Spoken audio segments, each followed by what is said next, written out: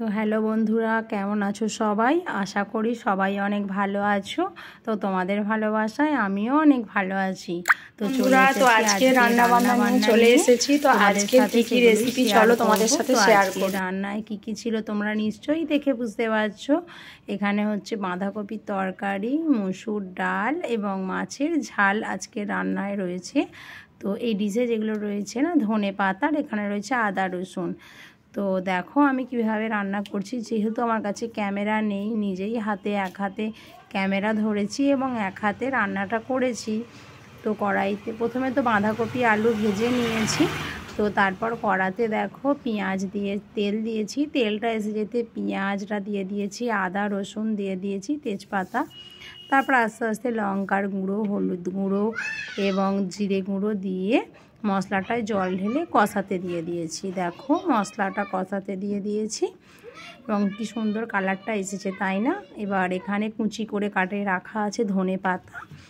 তো দেখো এখানে মশলাটা কষানো হয়ে গেছে। তো এবার আমি ভেজে সিদ্ধ করে নেওয়া কপি এবং আলুটা আমি দিয়ে দিলাম এবং তার ওপরে দেখো কুচিয়ে রাখা ধনে পাতাগুলো আস্তে আস্তে ছড়িয়ে দেব। ছড়িয়ে দিয়ে এবং কিছুক্ষণ চাপা দিয়ে রেখে দেব যাতে আরও সুন্দর টেস্টটা হয়। দেখো ধনে পাতাগুলো কিন্তু আমি ছড়িয়ে দিচ্ছি। তোমরা যারা খুব সাধারণ রেসিপি এবং সাধারণ সিম্পল খাবার পছন্দ করো, অতিরিক্ত তেল মশলা ছাড়া, তো তারা আমার মতো এইভাবে কিন্তু রান্না ট্রাই করে দেখতে পারো। আশা করি তোমাদের খুব ভালো লাগবে খেয়ে। তো দেখো আমি আবারও চাপা দিয়ে দিলাম।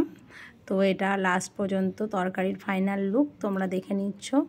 তারপর মাছের কথা তো বললাম। তো দেখো আমি মাছ কেটে নিয়েছি এবং কলে ভালো করে মাছগুলোকে ধুয়ে নিচ্ছি, ধুয়ে নেব এবং ধুয়ে নিয়ে তো আমি সম্ভবত তখন কিছু কথা বলছিলাম, তখনই ভিডিও ক্লিপটা আমার পাশের বাড়ির জায়ের মেয়ে আমাদের সহেলিকে দিয়ে নেওয়া করিয়েছি, ভিডিওটাও করে দিয়েছে।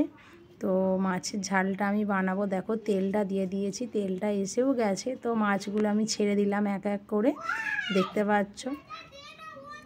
তো দেখো এখানে পরপর এক এক করে মাছগুলো দিতে দিতে কিন্তু সব মাছগুলোই আমার দেয়া হয়ে গেছে। তো মাছগুলো ভাজাও হয়ে গেছে এবং দেখো মাছের ঝাল ফাইনাল লুক, মাছের ঝালও হচ্ছে।